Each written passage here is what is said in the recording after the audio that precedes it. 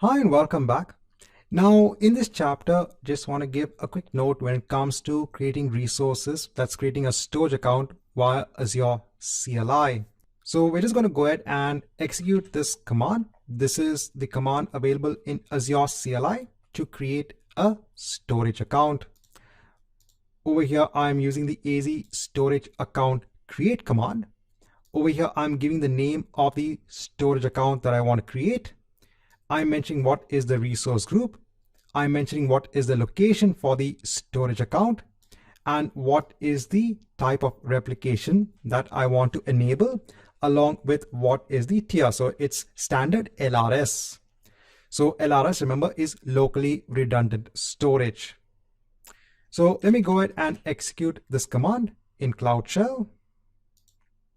So over here in Azure Cloud Shell, let me go ahead and paste this command to create the storage account. This will just take a couple of minutes. Now, once this is complete, so in another tab, if I actually go on to the storage account section and let me go ahead and actually click on refresh over here. And now we can see that we have the storage account in place. So over here, just showing you an example on how you can use the Azure command line interface to create a storage account.